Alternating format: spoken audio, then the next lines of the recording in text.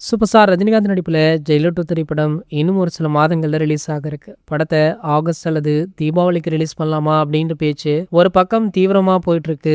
இன்னுமுமே release தேதியை உறுதி செய்யல. ஸோ கண்டிப்பாக அடுத்த அப்டேட்ல இந்த படத்துடைய ரிலீஸ் தேதி மென்ஷன் செய்யப்பட்டு அப்டேட் வெளியிடப்படும் அப்படின்னு ரசிகர்களுமே காத்துட்டு இருக்காங்க. ஸோ இந்த திரைப்படத்துல இருந்து அடுத்ததாக முதல் சிங்கிள் ட்ராக் பாடல் தான் வெளியாக இருக்கா. ஸோ அந்த சிங்கிள் ட்ராக் பாடலை அனிருத் அவர்கள் தான் பாடியிருக்காரு. அதுவுமே ஒரு ஓப்பனிங் பாடலாக இருக்கும் அப்படின்ற தகவல் எல்லாம் முன்பே வெளியாகிவிட்டது. இந்த நிலையில பாத்தீங்கன்னா சமீபத்துல சூப்பர் ஸ்டார் ரஜினிகாந்த் அவர்களுக்கு முதல்வர் தரப்புல இருந்து அழைப்பு வந்திருக்கு. ஆனால் அந்த அழைப்பை சூப்பர் ஸ்டார் ரஜினிகாந்த் அவர்கள் நேரடியாகவே மறுத்துள்ளார் அப்படின்ற தகவல் தான் சோசியல் மீடியாக்கள்ல வைரலாகிட்டு இருக்கு. சூப்பர் ஸ்டார் அவர்களோ ஒரு சில ஆண்டுகளாக திமுகவுடன் நெருங்கி பழகி வந்தார். கடந்த ஆட்சியில திமுகவுடன் அவர் ஏறாத மேடை இல்ல.